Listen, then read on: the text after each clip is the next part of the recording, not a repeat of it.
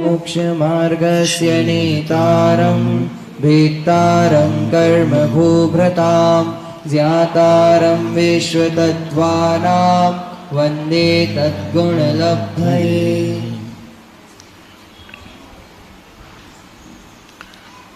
अब कल जो प्रसंग आया था कि श्रोता का लक्षण, श्रोता कैसा होना चाहिए,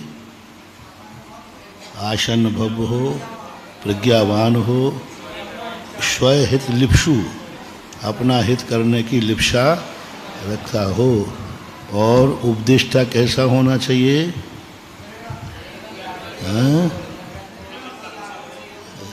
जिसकी चर्या ही उपदेश देती हो। वपुषा रूपयंती ही, शरीर की क्रियाओं को देख करके ही उपदेश मिलता हो। अनुत्तर योगी, अनुत्तर योगी किसे कहते हैं? बिना बोले ही उपदेश दे रहे।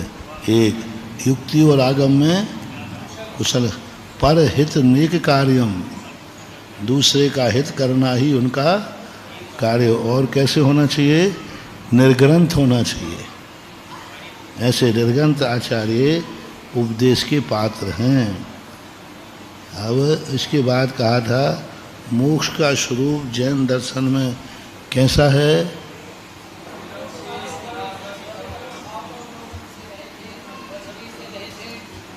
और स्वाभाविक अचिंत्य गुण, ज्ञानादि गुणों से सहित है, अव्यावाद और अंतिम विलक्षणता अवस्था को प्राप्त होने वाला मोक्ष है। हाँ, और शरीर से रहित है, रहित है।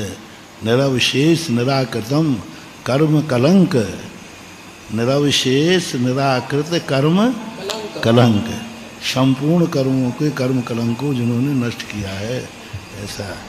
पर विषमवाद करने वाले कौन थे? सांख्यवाद। सांख्यवाद वाला क्या कह रहा था? चेतन पुरुष स्वरूप। हाँ, चेतन पुरुषस्य स्वरूपम मोक्ष। वहाँ चेतन पुरुष शरीर है। और क्या कह रहा था फिर बाद में? ज्ञेय आकार। तो आचार्य ने कहा था जब चेतन पुरुष रूप है तो उसका आकार ही नहीं बनेगा, क्योंकि आपने तो गुण रूप मान लिया और ज्ञेय आकार कह रहे हो। चेतन पुरुष स्वरूप यानी चेतन ही वस्तु है, तो चेतन तो गुण है। और फिर आप ज्ञेय आकार कैसे, जब वस्तु है ही नहीं, वस्तु तुम्हारे यहाँ है ही नहीं, चेतन ही मात्र है, तो फिर आपके ज्ञेय आकार बनाना कैसे स्वरूप बनेगा? नहीं बनेगा। दूसरे संवाद क्या किया था? बुद्धियादि, हाँ, बुद्धियादि गुणों से पृथक हो जाना, पृथक हो जाना, ये मोक्ष है। ऐसा मानने से क्या हो जाएगा? गुण बुद्धियादि गुणों से पृथक हो जाने का नाम मोक्ष है। गुणों का अलग हो जाना, तो अलग हो जाने का यदि मोक्ष मानेंगे तो वस्तु ही का ही अभाव हो जाएगा, क्योंकि वस्तु जिससे पहचानी जाती है वही अलग हो गई। क्योंकि गुणों से वस्तु पहचानी जाती है और गुणों को ही तुमने अलग कर दिया तो वस्तु में अवस्तु का स्थिति बन जाएगी। तीसरा था प्रदीप निर्माणवत। जब प्रदीप ही निर्माण हो गया तो गधे के सींग के समान असत है। जब वस्तु ही खत्म हो गई तो अब क्या, उसमें कुछ रहा ही नहीं, ऐसा। अब कहते हैं तत्प्राप्ति उपायम प्रत्यपि ते विषम वदन्ते। अब ये तो मोक्ष के स्वरूप में विवाद है। अभी मोक्ष के स्वरूप के विवाद के साथ मोक्ष की प्राप्ति के उपाय में भी विषमवाद है। क्या विषमवाद है? ज्ञानादेव चारित्र निरपेक्षात तत् तत्प्राप्ति श्रद्धान मात्रादेव।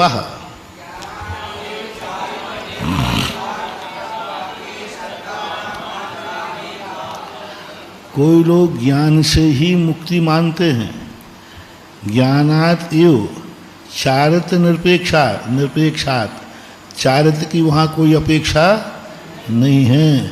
तद प्राप्ति सिद्धान मात्रादेव, और कोई लोग क्या मानते हैं, सिद्धान मात्र से ज्ञान और चारित्र की कोई जरूरत नहीं है। ज्ञान निरपेक्षात चारित्र मात्रादेव, और कई लोग क्या मानते हैं, ज्ञान और सिद्धान के बिना मात्र चारित्र से ही मुक्ति मानते हैं। इति ही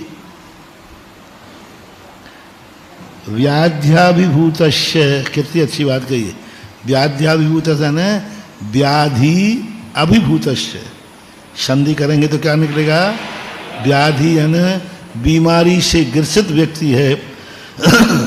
तद द्विनिर्वृत्ति उपायभूत भेषज विषय व्यस्त ज्ञानादि साधनत्व अभाववत व्यस्तम ज्ञानादि मोक्ष प्राप्ति उपायो न भवति।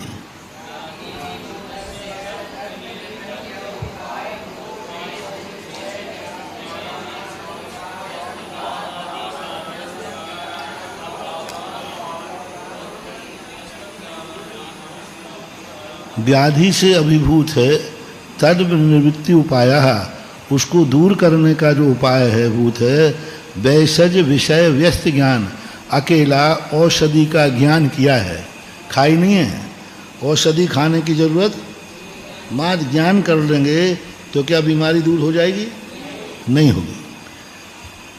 वैसज विषय व्यस्त ज्ञानादि साधनत्व अभाववत व्यस्तम ज्ञानादि, इसी प्रकार जैसे ज्ञान आदि से आदि लगा दिया, कोई व्यक्ति ज्ञान कर रहा है, ज्ञान है औषधि का, लेकिन ना श्रद्धान है ना उसे खा रहा है, तो उसको मुक्ति हो, रोग की निवृत्ति होने वाली नहीं है। इसी प्रकार व्यस्तम ज्ञान आदि मोक्ष प्रति उपायो न भवति, इसी प्रकार व्यस्त यानी अलग अलग, ज्ञान दर्शन चारित्र इनको अलग अलग करने से मोक्ष की प्राप्ति का उपाय नहीं होता है। इस प्रकार से अब एक विशेषार्थ दिया है तो अच्छा विशेषार्थ, पर वही है कि दर्शनकारों का विषय दिया है इन्होंने, हैं स्वयं पढ़ लेना और क्या।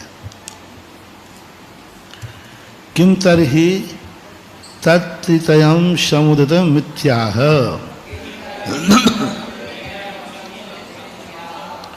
विशेषार्थ को पढ़ लेना और जो उसमें समझ में नहीं आए तो प्रश्न कर लेना। तीनों के समुदाय को यहाँ कहते हैं। कैसे फिर मोक्ष होता है, किम तर्हि तत्त्रितयं समुदितम् इति आह, तीनों के समुदाय को कहते हैं। सम्यक दर्शन ज्ञान चारित्राणि मोक्ष मार्गः,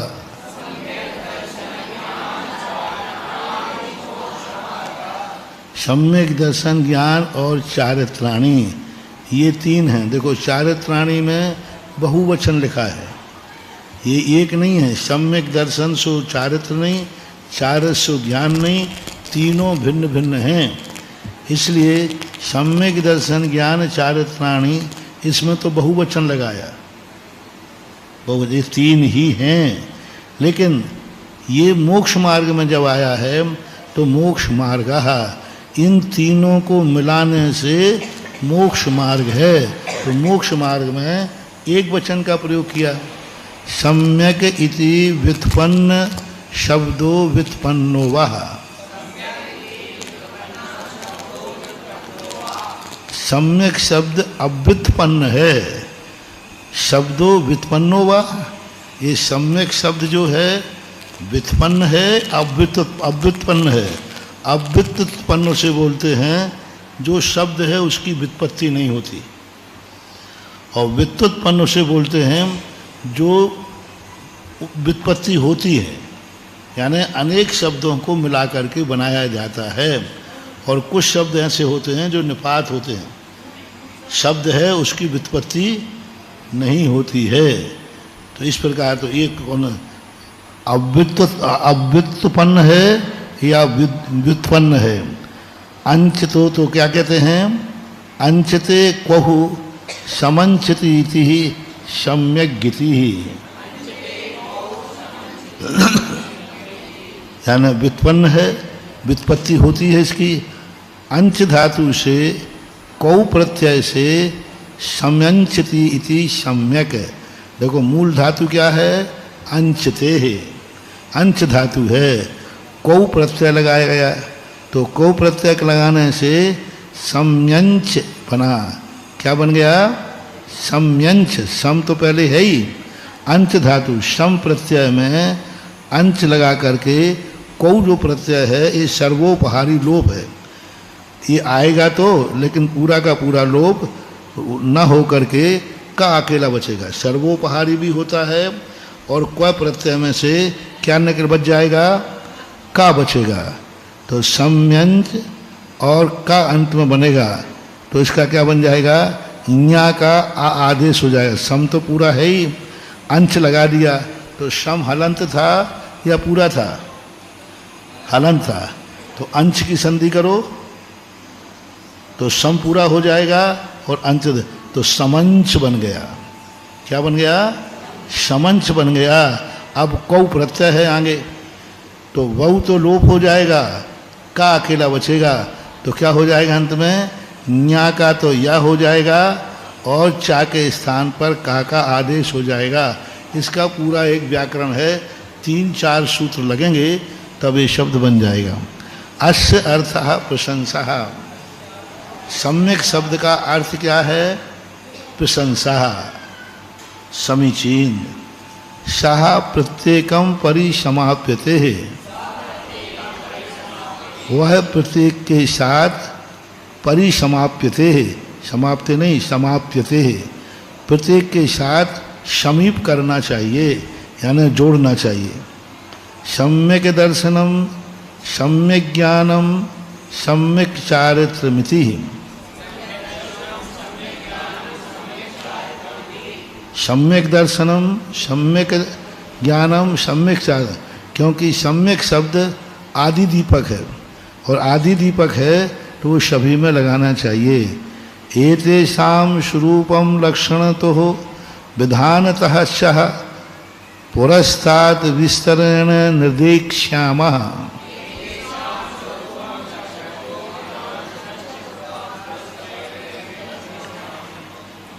एतेषां, इनका स्वरूप, लक्षण, विधान विस्तार से हम आगे कहेंगे। निर्देक्ष्यामि, श्यामा का अर्थ हम आगे इसका वर्णन करेंगे। उद्देश्य मात्रम इदम उच्यते है, यहाँ मात्र हम उद्देश्य मात्र यानी एक परिभाषा रूप में हम इनको कहते हैं। पदार्थानाम यथात्म प्रतिपत्ति विषय सिद्धान संग्रहार्थम दर्शनस्य सम्यक विशेषणम।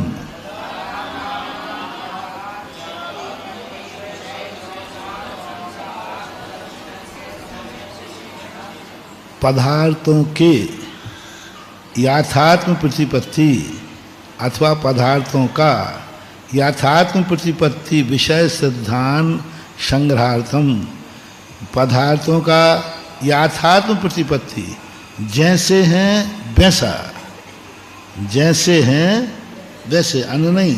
यथात्म प्रतिपत्ति विषय सिद्धानम, पदार्थ जैसे हैं वैसे ही उनको विषय के रूप में स्वीकार करना। देखो विषय शब्द क्यों डाला? पदार्थानाम यथात्म प्रतिपत्ति, तो पदार्थों का यथा जैसे हैं प्रतिपत्ति यानी ज्ञान, विषय, उनको ग्रहण नहीं करना है, प्राप्त नहीं करना है, उनको विषय बनाना है। चश्मा को विषय बनाओ और ग्रहण करो, कितना अंतर आ गया? हमें 6 पदार्थों को ग्रहण नहीं करना है, विषय बनाना है। विषय यानी लक्ष्य बनाना है, इसलिए विषय शब्द महत्वपूर्ण है। नहीं तो तुम जब हमें 9 पदार्थ ग्रहण हो जाएंगे तब हमारा कल्याण होगा। नहीं, ग्रहण नहीं करना है, मात्र विषय बनाना है, उपयोग को लाना। श्रद्धान संग्रहार्थम, श्रद्धान के संग्रह के लिए दर्शनस्य सम्यक विशेषणम, दर्शन के साथ सम्यक विशेषण किस लिए लगाया गया है? सम्यक शब्द क्यों लगाया? इसलिए पदार्थों को यथार्थ प्रतिपत्ति बनाना है और उनको ग्रहण नहीं करना, मात्र विषय बनाना है। तो सम्यक शब्द की कितनी अच्छी परिभाषा दी कि सम्यक शब्द का अर्थ है जैसे पदार्थ हैं वैसा ही उनको अपने श्रद्धान का विषय बनाओ। श्रद्धान का विषय इन पर श्रद्धा। एन प्रकारेण जीवादया पदार्था व्यवस्थितः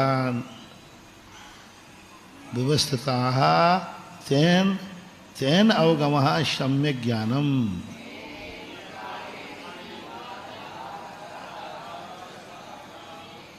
जिस प्रकार से जीवादि पदार्थ व्यवस्थित हैं, तेन अवगमः, वैसे ही वैसे, उसी प्रकार से अवगमन करना, यानी जैसे जैसे वो हैं व्यवस्थित हैं वैसा वैसा ही ज्ञान करना। इदमेव दृश्यमेव तत्वम नान्यान जानता है, यही मानना। जैसे हैं वैसे, अपनी अलग से बुद्धि मत लगाओ, वो व्यवस्थित जैसे हैं उनको यथावत जानना चाहिए। ज्ञान विमोह संशय विपर्य निर्वृत्त्यर्थम सम्यक विशेषणम।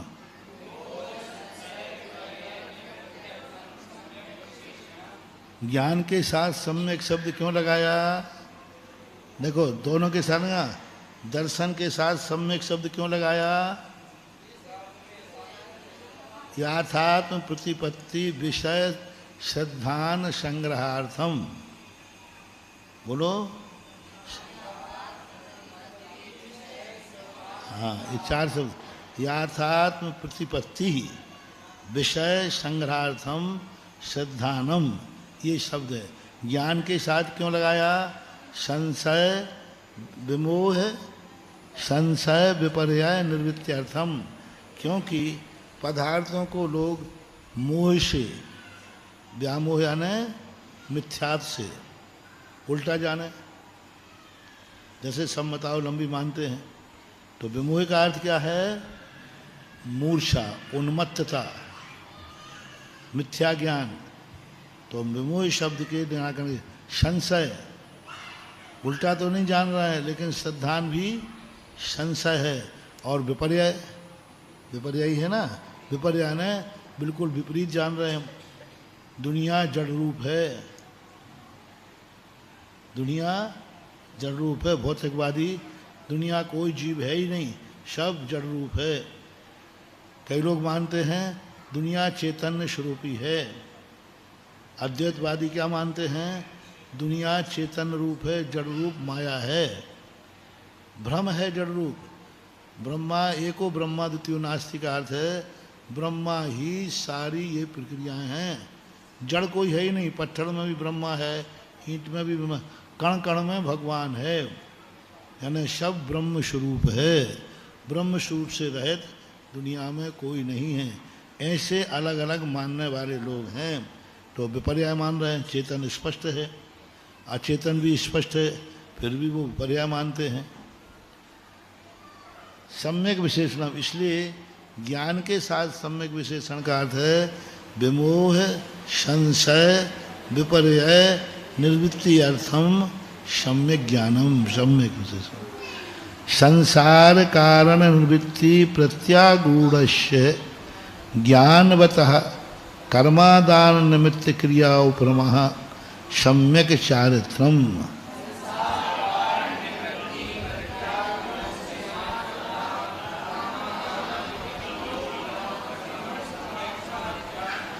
संसार के कारणों की निर्वृत्ति के प्रति आगूढ़स्य, यानी उनके प्रति आगूढ़स्य यानी उसको ग्रहण करता है, उस पर चलता है, स्वीकार करता है।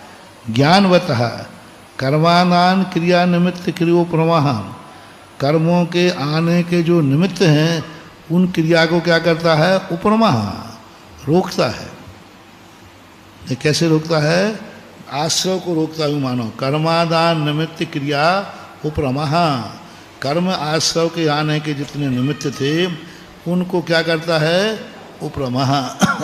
3 शब्द विशेष जानना। कर्मादान के निमित्त, कर्मादान के निमित्त को उपरम नहीं करता, कर्म के आने के निमित्त को उपरम नहीं करता। कर्मादान निमित्त क्रिया उपरमः। जैसे मान लीजिए मुझे चश्मा से राग है तो मैं इसको नहीं उपरम करूंगा, तोड़ूंगा नहीं इसको जला दो क्योंकि इसने मुझे राग पैदा किया है, नहीं। कर्मादान निमित्त हुआ तो इसी से है, इस निमित्त की क्रिया से उपरम कर देंगे। क्रिया का अर्थ क्या? हमारा मन वचन काय जो इस तरफ जा रहा है उसको रोक लेंगे। मन वचन काय की जो चंचलता है उस निमित्त के लिए, मन मेरा वहाँ जा रहा है, वचन से मैं ग्रहण कर रहा हूँ, काया, तो जो क्रिया है क्रिया का उपरम करना है, निमित्त का उपरम नहीं करना है। इसलिए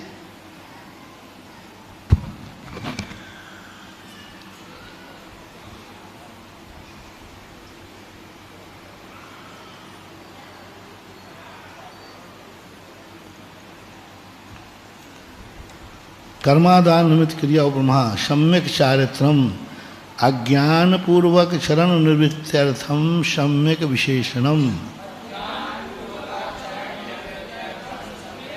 अज्ञान पूर्वक जो आचरण करते हैं उसकी निवृत्ति के लिए सम्यक शब्द दिया गया है। आत्म अनात्म के ज्ञानहीन जे जे करनी तन करण छीन। आत्मा अनात्मा का ज्ञान है नहीं और शायद कर रहे हैं, ऐसे अज्ञान के पूर्वक आचरण निवृत्ति के लिए सम्यक विशेषण है। आप बोले दर्शन के साथ सम्यक क्यों लगाया?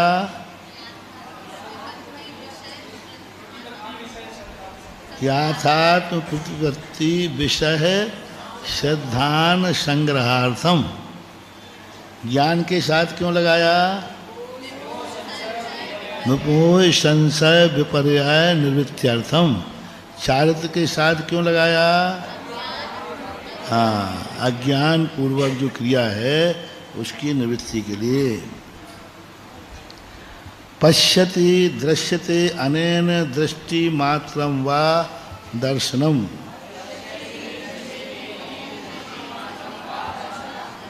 जब यहाँ हम अध्ययन कराएं तो तुम लोग प्रश्न बनाया करो। इसमें कितने प्रश्न बनते हैं? अब इस सूत्र में अपन ने ये लाइन जो अध्याय पढ़ा इसमें कितने प्रश्न बन रहे हैं? पहला प्रश्न बन रहा है सम्यक शब्द व्युत्पन्न है या अव्युत्पन्न है, निपात है या इसकी व्युत्पत्ति है? तो व्युत्पत्ति है, अंत धातु से सम और क प्रत्यय पूर्वक बनते हैं। फिर उसका दूसरा प्रश्न बताओ, मोक्ष एक सम्यक दर्शन ज्ञान चारित्र से अलग अलग है या एक साथ है? एक साथ है। फिर तीसरा प्रश्न बनाओ, सम्यक शब्द की विशेषता क्या है, क्यों लगाया? इस प्रकार के प्रश्न बना करके पढ़ोगे तो तुम्हें सूत्र तुम पढ़ोगे, साथ में तुम्हें टीका भी याद हो जाएगी। आपने पढ़ा सम्यक दर्शन ज्ञान चारित्राणि मोक्ष, जितनी देर में ये पढ़ा उतनी देर में तो तुम्हारे पास 4 प्रश्न आ गए। सम्यक शब्द क्यों लगाया, इसमें एक वचन का प्रयोग क्यों किया और सम्यक शब्द की उत्पत्ति क्यों हुई? ये 4 प्रश्न आपको सूत्र पढ़ते ही उठना चाहिए। सामने वाला सूत्र पढ़ रहा है और तुम्हारे दिमाग में अर्थ आना चाहिए। उत्तर सामने वाला प्रश्न कर रहा है, तुम अब प्रश्न मत सुनो, तुम उत्तर में चले जाओ। जितनी देर में वो प्रश्न पूरा करेगा उतनी देर में तो अपन पास उत्तर आ गया, क्योंकि सोचने का समय तो बीच में है ही नहीं। अब इतने बुझा सम्यक दर्शन ज्ञान चारित्राणि मोक्ष मार्गा, इसका अर्थ क्या है? इतने में अपन ने टीका पढ़ ली। तो ये, और ये कब याद होगा? जब अपन प्रश्न बनाएंगे। तो हमें प्रश्न बनाना है कि इसमें कितने प्रश्न बनते हैं। जैसे कल हमने प्रश्न बना के दिखाए थे ना, कितने कितने प्रश्न बनते हैं, स्वयमत का, परमत का, ये प्रश्न बताए थे। अब देखो दूसरे प्रश्न बनते हैं, पश्यति दृश्यते अनेन दृष्टि मात्रम वा दर्शनम। अब दर्शन शब्द की व्युत्पत्ति पहले कब किसकी थी? सम्यक शब्द की। सम्यक पहला अध्याय जो पैराग्राफ था ये पूरा सम्यक शब्द पर ही केंद्रित था। अब दूसरा शब्द क्या है? दर्शन। दर्शन के पास दर्शन शब्द क्यों किया? दर्शन क्या है ना, पश्यति देखता है, दृश्यते अनेन जिसके द्वारा देखा जाता है। दर्शन के दो रूप हो गए। दर्शन का अर्थ है श्रद्धान करता है अथवा जिसके द्वारा श्रद्धान किया जाता है।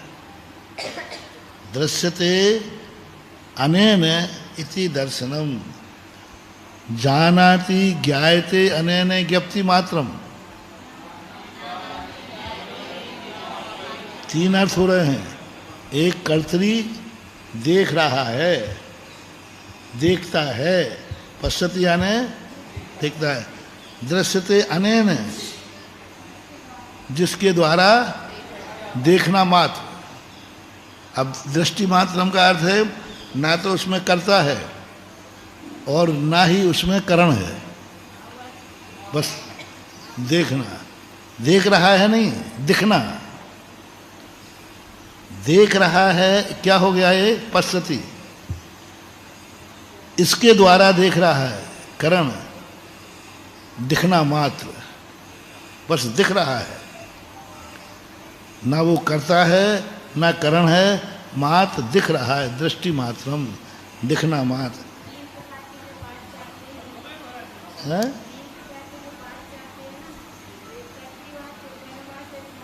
हाँ, उन्हीं का कर्तृ साधन, करण साधन, कहीं कहीं कर्म साधन होता है। कर्तृ साधन कहो, कर्म साधन कहो, कहीं करण साधन, यहाँ करण साधन है करण, और दृष्टि मात्रम भाव साधन। बस क्या देखा क्या नहीं देखा मैं तो प्राप्ति हुई। सम्यक दर्शन किसे कहते हैं हम? सम्यक दर्शन मात्रम। किससे हुआ? गौण हो गया। किसने किया? गौण हो गया। बस समय सम्यक दर्शन है। ज्ञायते जानाति ज्ञायते अनेन ज्ञप्ति मात्रम, जो जानता है जिसके द्वारा जाना जाता है अथवा जानना मात्र। ज्ञानम चरति चर्यते अनेन चरण मात्रम व चारित्रम, जो चरण करता है जिसके द्वारा आचरण किया जाता है और आचरण करना मात्र, आचरण मात्र को चारित्र कहते हैं। सरल विषय है। ननु नन्वेयम सा एव कर्ता सा एव करणम इति यातम।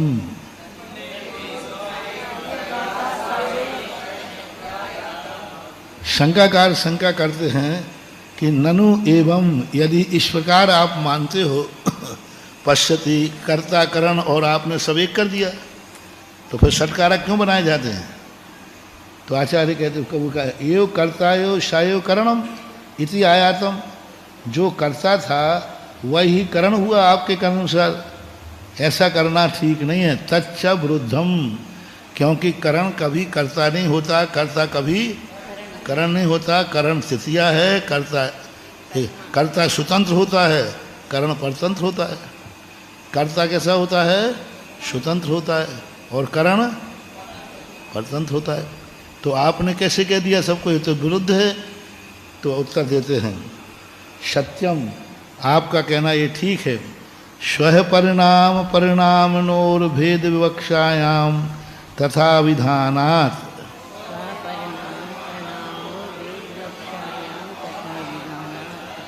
स्व परिणाम परिणामनो, परिणाम और परिणामी की अभेद विवक्षा में अभिधान करो। हमारे यहाँ भेद और अभेद विवक्षा होती है। अभेद विवक्षा भी अपने यहाँ है। जैसे शरीर, शरीर है ना ये पूरा, तो भेद विवक्षा है कि अभेद? शरीर कहाँ है? कहाँ है बोलो? शरीर बताओ कहाँ है? ये तो कान है, ये तो सिर है, ये तो आँख है, ये तो नाक है, ये तो मुंह है, ये टोंडी है, ये गला है, ये सीना है, ये पीठ है, ये पेट है, ये पैर है, नाक। शरीर कहाँ है कहाँ? शरीर है ही नहीं। वृक्ष कहाँ है? वृक्ष हैं कि नहीं? कहाँ है? वो पत्ते हैं, वो फूल है, वो डाली है, वो तना है, वो जड़ है, वो बीज है, बस। वृक्ष है ही नहीं। लेकिन वृक्ष तो है।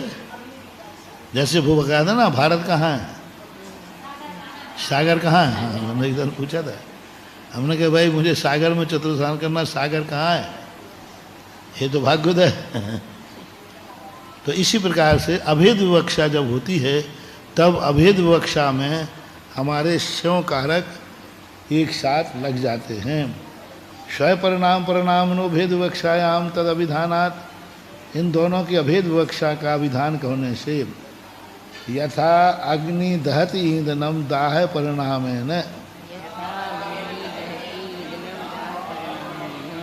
अग्नि दहति, अग्नि जलती है, ईंधनम दाह परिणामेन, किसके द्वारा ईंधन को जलाती है? अग्नि दहति, अग्नि जलती है, ईंधनम दाह परिणामेन, ईंधन को दाह परिणाम से जलाती है। उक्तता कर्तरी साधन भावः पर्याय पर्यायणो रेकत्वा नेकत्वं प्रति नेकांत नेकांतोपत्ति स्वातंत्र परतंत्र विवक्षोपत्ति रेकस्मिन् अपि अर्थे न विरुध्यते।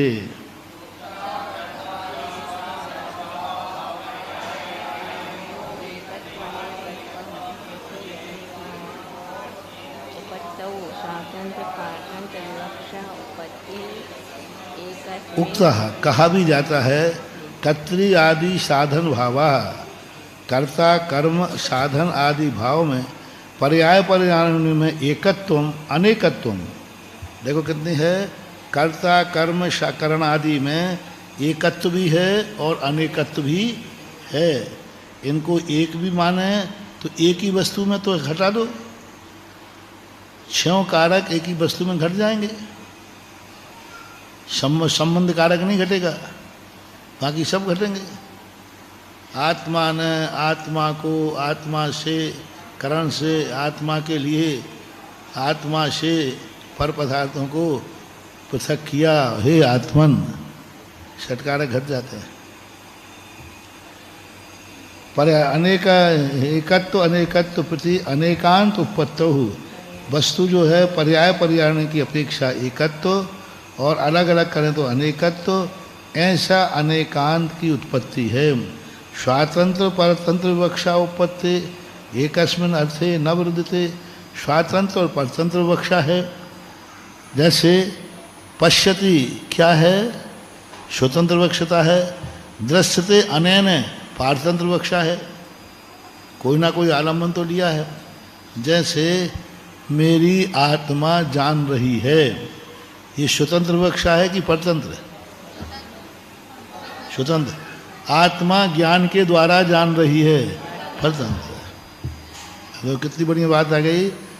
दोनों बातें बोलते हैं नहीं अपन, मैं खुद जान रहा हूँ, मेरी आत्मा जान रही है कि नहीं, ऐसा भाषा आती कि नहीं? ये आती। अब ये कौन सी विवक्षा हो गई? अभेद विवक्षा। अब दूसरी विवक्षा क्या है? स्वतंत्र विवक्षा हुई। मैंने खुद जाना है, मैं खुद अनुभव कर रहा हूँ, मैंने खुद किया है, मैंने खुद ही ये कार्य किया है। तो इसमें स्वतंत्रता की अनुभूति हो रही है, परतंत्रता की?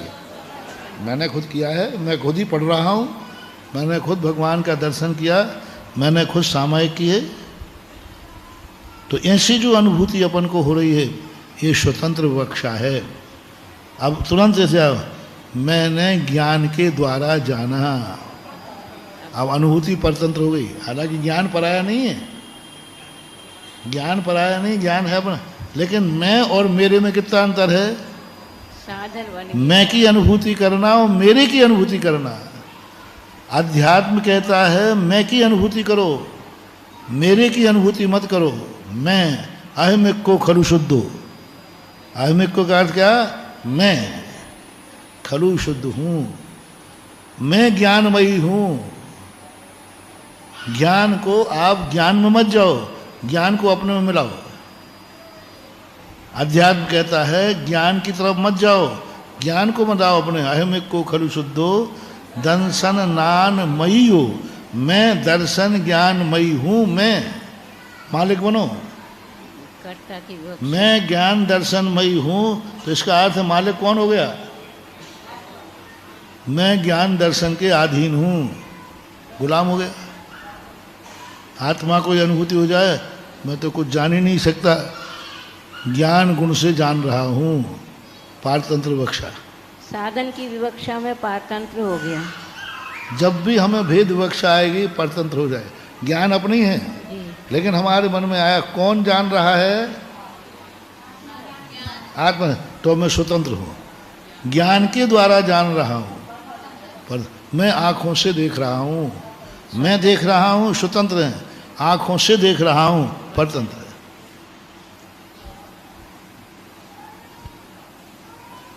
आलम्बन लेना मतलब परतंत्र हो गया है? आलम्बन लेना मतलब चाहे भले वो स्वयं के गुणों का आलम्बन क्यों ना हो, भेद जहाँ करेंगे पारतंत्र विवक्षा हो जाएगी। उपपत्ति एकस्मिन् अपि अर्थे न वृद्धते, इसमें दोनों में कर्ता और करण में, स्वतंत्र विवक्षा में कर्ता और करण को एक मानने में कोई विरोध नहीं है। क्योंकि ज्ञान किसका है? ज्ञान ने जाना सो मैंने जाना, क्योंकि ज्ञान मेरा है। ये संपत्ति, जैसे एक बेटे ने कहा, एक बेटे से पूछा ये मकान किसका है? बोले मेरा है। अरे भाई तेरा कहाँ, तेरे बाप का है, तू तो हो ही नहीं था जब बन गया मकान। फिर भी बेटा अपने दोस्त को क्या बताएगा? कैसे बता दिया? वो तो उसके बाप का है, रष्टि बाप के नाम है, रष्टि पिता के नाम है, बनाया भी पिता ने था जब ये जन्म ही नहीं हुआ था। फिर भी उसके मन में दोष, ये मकान मेरा है। क्या उसकी अनुभूति में उस समय पिता आ रहे हैं? क्या नहीं आ रहे। उसकी अनुभूति में क्या आ रहा है? पिता का मकान सो, क्योंकि पिता मेरे हैं, पिता मेरा है, इसलिए उनकी संपत्ति भी मेरी है। ऐसे ही हमने ज्ञान मेरा है, इसलिए हमें कुछ अलग करने की जरूरत नहीं है, क्योंकि हमारा है ज्ञान। ऐसा अग्नौ दहनादि क्रियाया कर्तृयादि साधन भाववत, अग्नि में दहनादि क्रिया और कर्तृपना साधनपना भाववत देखा जाता है। ज्ञान ग्रहणम आदौ न्यायम दर्शनस्य तत्पूर्वकत्वात् अल्पचरत्वात् च। ज्ञान ग्रहणम आदौ न्यायम दर्शनस्य तत्पूर्वकत्वात् अल्पचर। अब ऊपर के पैराग्राफ में आपको क्या प्रश्न बनाना है? मूल रूप से परिणाम और परिणामी, पर्याय और पर्यायी, स्वतंत्र और परतंत्र विवक्षा, इनको जानो। पर्याय पर्यायी क्या है? पर्याय पर्यायी क्या कहेगा? परिणाम परिणामी, परिणाम करना और परिणामी करना ये, और स्वतंत्र और परतंत्र विवक्षा क्या है? ऐसा प्रश्न बनाना। अन्य ग्रहण आदव न्याय, यहाँ पर ज्ञान को आपको आदि में ग्रहण करना चाहिए। दर्शन तत्पूर्वकत्वात्, क्योंकि दर्शन के पूर्व ज्ञान होता है, और अल्पचरत्वात्, ज्ञान में विशेषता भी है, क्योंकि ज्ञान बड़ा माना जाता है, और दर्शन के पूर्व बिना ज्ञान के दर्शन कैसा माना जाएगा? अल्पचर, अक्षर भी छोटे हैं। न एतद युक्तम, ऐसा आपका कहना ठीक नहीं है कि ज्ञान पूर्वक दर्शन नहीं होता है। युगपद उत्पत्ति, ज्ञान और दर्शन सम्यक ज्ञानपना एक साथ उत्पन्न होता है। छठलाकार में कहा ना, युगपद होते हु प्रकाश दीपक ते होई, ऐसा उत्पत्ति है। यदास्य दर्शन मोहस्य उपसमाद क्षयाक्षय उपसमाद वह आत्मा सम्यक दर्शन पर्यायण आविर्भवति तदेव तस्य मत्त ज्ञान सुत ज्ञान निवृत्ति पूर्वकम मति ज्ञानम श्रुत ज्ञानम च आविर्भवति घन पटल विगमे शवितो प्रताप प्रकाश अभिव्यक्तिवत। से दर्शन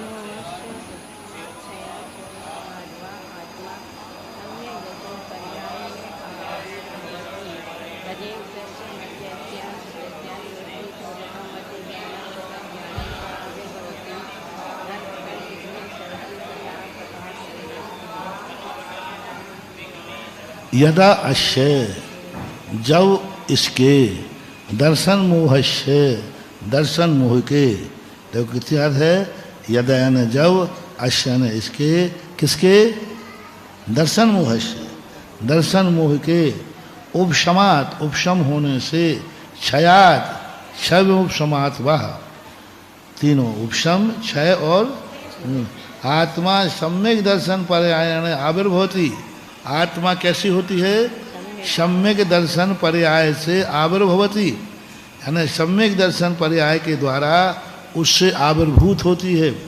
तदेव तस्य उसके ही, तदेव यानी उसके ही, तस्य उसके मति अज्ञान श्रुत ज्ञान निवृत्ति पूर्वक, मति जो अज्ञान था, शुद्ध जो अज्ञान था, उसकी निवृत्ति पूर्वक मति ज्ञान श्रुत ज्ञान चा आविर्भवती। इसी प्रकार आत्मा में मति ज्ञान और शुद्ध ज्ञान आविर्भूत होते हैं। कब? जब सम्यक दर्शन की पर्याय से आविर्भूत होती है आत्मा, तत्समय उसी समय घन पटल विगम सवित हो, घन पटल के विगम यानी दूर होने पर सवित यानी सूर्य का प्रताप और प्रकाश एक साथ होता है, अलग अलग। जैसे सूर्य का पटल हट गया मेघ का, तो प्रकाश और उसकी गर्मी अलग अलग आई कि एक साथ? एक साथ आई। इसी प्रकार सम्यक दर्शन और सम्यक ज्ञान एक साथ होते। अल्पाक्षरत्वात् अव्यहतत्वं पूर्व निपतति,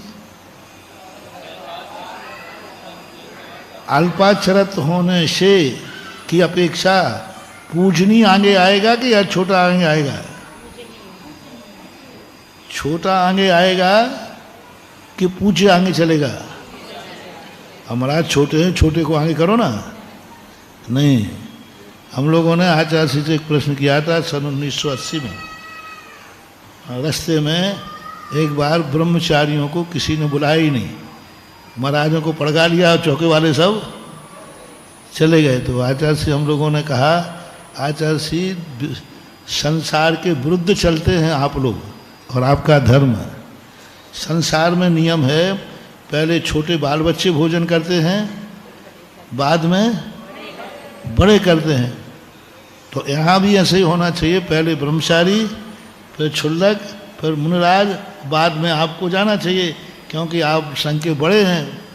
तो आचार्य ने कहा कि नहीं, संसार में पूज्यता का ध्यान नहीं रखा जाता। यहाँ छोटे बड़े से मतलब नहीं है, यहाँ पूज्यता से जो पूज्य है वो पहले उठेगा, जो कम पूज्य है वो बाद में उठेगा। यही यहाँ आचार्य कह रहे हैं, अल्प अक्षर हो हैं ठीक है, सम्यक दर्शन महान है कि सम्यक ज्ञान? रत्नारायण साहब का जन्म क्या पड़ा था? कर्णधार है? जिस सम्यक दर्शन के बिना ज्ञान और चारित्र शून्य है। महिमा सम्यक दर्शन की है, ज्ञान और चारित्र भी बेकार है। इसलिए अभ्युतत्वात् यानी पूज्यता जो है वह पूर्व निपतति, उसको पूर्व में निपात किया गया है। कथम अभ्युतत्वम, सम्यक दर्शन कैसे पूज हुआ? दुनिया में तो ज्ञान की पूजा होती है और आप कह रहे सम्यक दर्शन पूज है। ज्ञान से सम्यक विदेश हेतुत्वात्, ज्ञान में जो सम्यकपना आया है वो किससे आया है? सम्यक दर्शन। नहीं तो ज्ञान को कौन पूछ रहा था? सम्यक दर्शन जो है उसके कारण से ज्ञान सम्यक हुआ है। चारित्रात् पूर्वम ज्ञानम प्रयुक्तम, चारित्र से पूर्व ज्ञान का प्रयोग क्यों किया?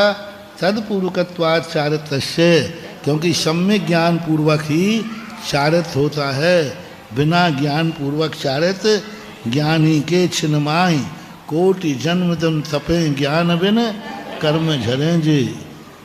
हाँ, यानी ज्ञान के बिना करोड़ों वर्षों तक भी चारित्र ग्रहण करो तो भी वह कार्यकारी नहीं है।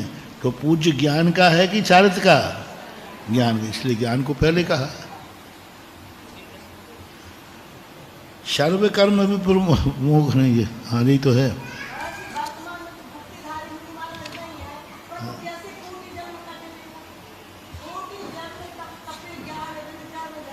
हाँ,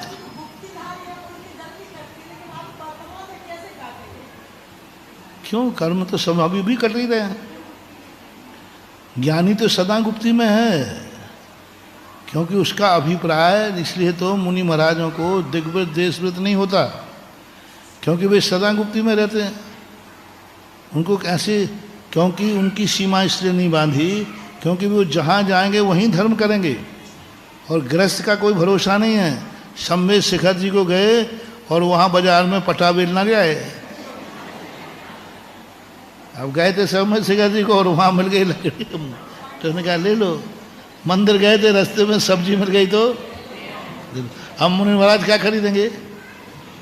बाजार में गए हैं तो तुम्हारा कोई भरोसा नहीं। हम महाराज बाजार घुमा, देखो वहाँ खरीदना नहीं। अब महाराज जी ये तो नहीं होगा। देख, वस्तु को देख करके ही तुम्हारे में लोभ जाग जाएगा कि नहीं? और मुनिराज को कैसे जागेगा? क्या करेंगे?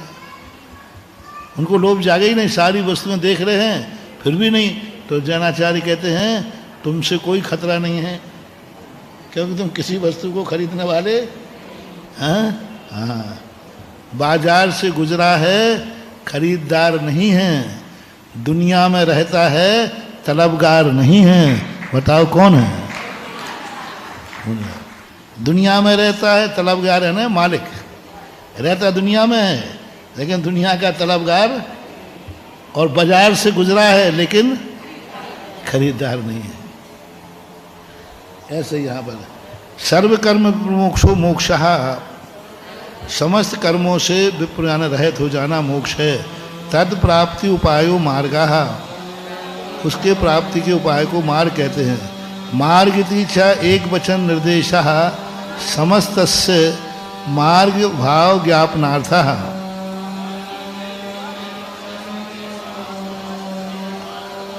यहाँ मार्ग में एक वचन का निर्देश किया है। समस्तस्य, संपूर्ण, तीनों के, मार्ग भाव ज्ञापनार्थम, तीनों जब एक हो जाएंगे तभी मार्ग बनेगा।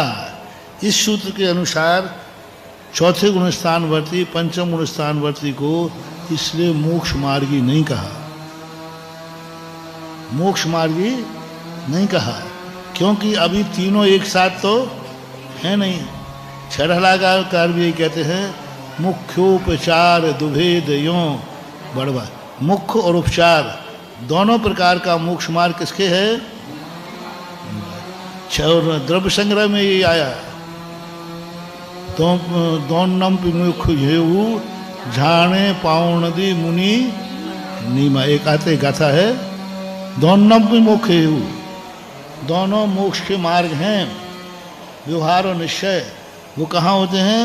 जाए पावनदी मुनि नीमा, मुनि महाराज दोनों प्रकार का मोक्ष मार्ग ध्यान में प्राप्त कर लेते हैं। ऐसा इसलिए मार्ग देते तेन व्यस्तस्य मार्ग निवृत्ति कृता भवति। एक वचन का निर्देश करने का अर्थ है कि अलग अलग मार्ग की निवृत्ति कर दी कि सम्यक मार्ग अलग है, ज्ञान अलग है, चारित्र अलग है, नहीं है। अतः सम्यक दर्शनम सम्यक ज्ञानम सम्यक चारित्रम इति एतत् तृतीयम समुदितम मोक्षस्य साक्षात् मार्गो वेदितव्यः।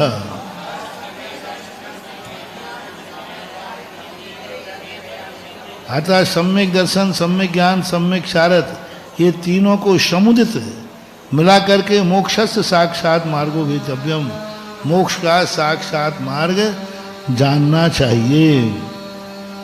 तत्र तत्र तत्र आदौ उद्दिष्टस्य सम्यक दर्शनस्य लक्षण निर्देशार्थ मिदमुच्यते है। वहाँ आदि में जो उद्दिष्ट कहा है सम्यक दर्शन का, है ना, सबसे पहले क्या कहा? सम्यक दर्शन ज्ञान चारित्राणी। तो पहले में क्या आया? सम्यक दर्शन आया। तो सम्यक दर्शन किसे कहते हैं? सो उसका लक्षण बताते हैं। तत्वार्थ सिद्धानम सम्यक दर्शनम। तत्वार्थ सिद्धानम, देखो कितने शब्द हैं। तत्व अर्थ सिद्धानम। अब यहां क्या छूट रहा है? द्रव्य। तो अर्थ शब्द में दोनों आएंगे, द्रव्य भी आएगा और पदार्थ भी आएगा। तो यहां पर तत्वार्थ सिद्धानम सम्यक दर्शनम, तत्वार्थ पर सिद्धांत करने का नाम सम्यक दर्शन है। तत्व शब्दों भाव सामान्यवाची। तत्व शब्द जो है भाव साधनवाची। कथम तत्धि सर्वनाम पदम, क्योंकि इस सूत्र में सर्वनाम पद है। तत्व शब्द है, त्वा शब्द है, तो उसका त्वा यानी भाव, अर्थ यानी वो पदार्थ है। इस प्रकार से भाव सामान्यवाची। कथम सर्वनाम पदम, सर्वनाम चा सामान्य वर्तते, सर्वनाम सामान्य में प्रवृत्ति करता है। तत्व भावास तत्वम, उसके भाव को, तस्य कस्य अर्थस्य द्रव्यस्य, भाव को तत्व कहते। तस्य कस्य योर यो यथावस्थित तथा तस्य भवनम इत्यर्थः।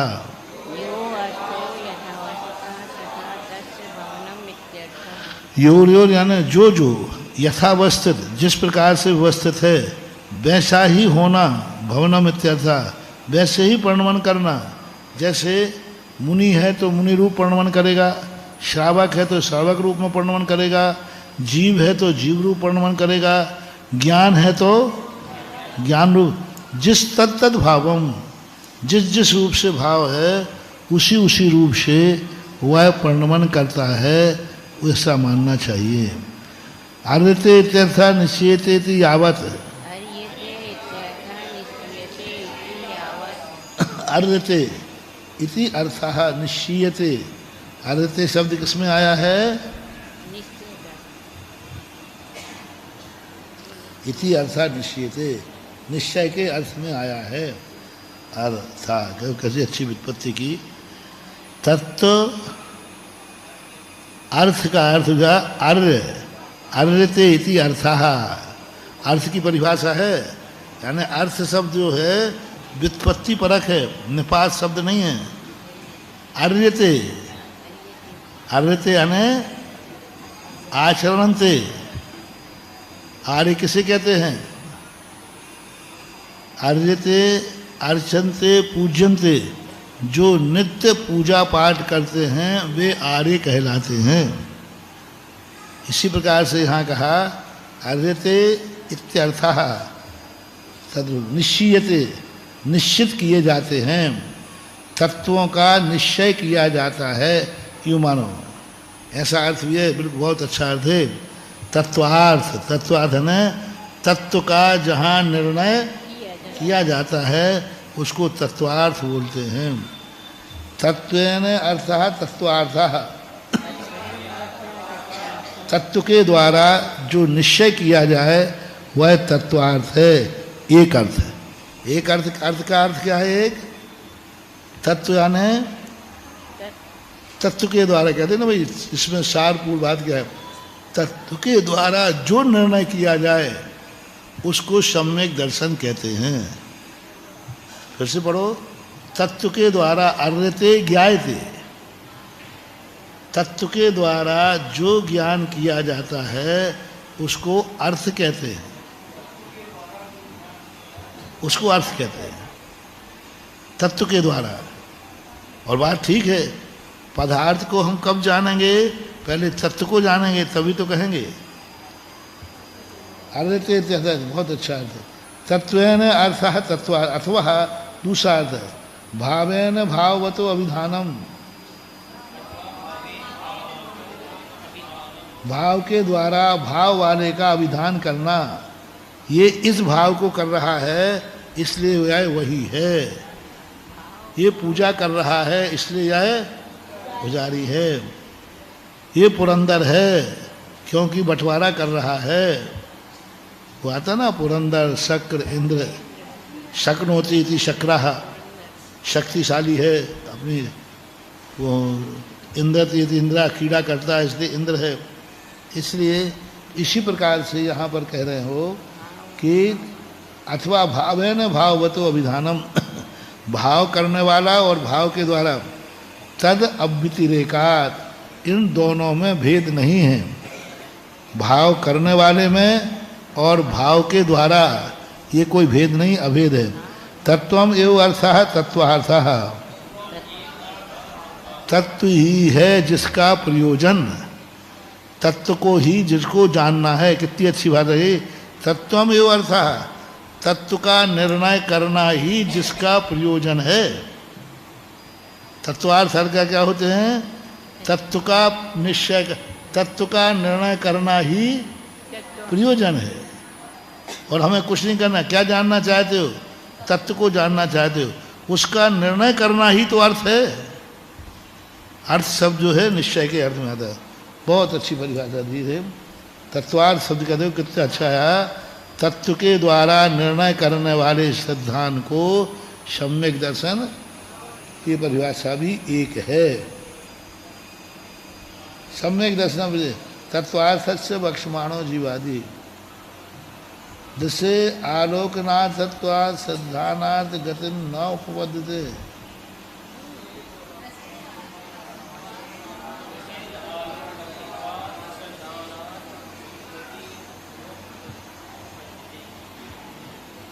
नीचे पढ़ लिया क्या? तत्वम एव अर्थात तत्वार्थ, तत्वार्थ सिद्धानम तत्वार्थ सम्यक दर्शन प्रदीतव्यम, तत्वार्थ से बक्षमाणो जीवादि। अब तत्वार्थ क्या है? वो जीवादि पदार्थ हैं। ऐसा ठीक समझ लो।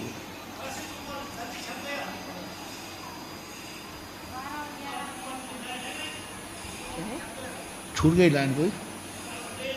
तत्व अर्थात तत्वार्थ, तत्व के द्वारा जो निर्णय किया जाए वो तत्वार्थ है। अथवा भावेन भाव तो विधानम तद्वितीय, तत्वम एव अर्थः तत्वार्थ।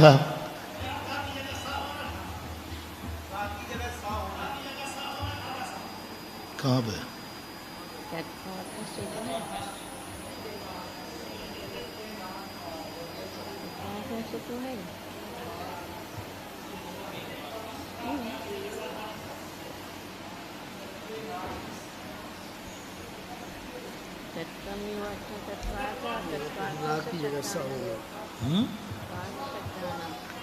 तत्वेन अर्थः अर्थः अतत्वार्थ, अलग अलग विवक्षा है। एक षष्ठी तुम्हारे में गलत है भाई, हमारे में तो सही है। वो विसर्ग है, यहाँ रा थोड़ा छूट गया फोटो में। तत्वेन अर्थस अर्थः आदर्शा है वो, तो रा लिख दिया। यदि ये निकालोगे तो तत्वेन अर्थः अतत्वार्थ। हाँ सा इसमें सही है। तत्वेन अर्थस तत्वार्थ, वो रा को सा करा दो। विसर्ग का है सा। इस प्रकार से ठीक।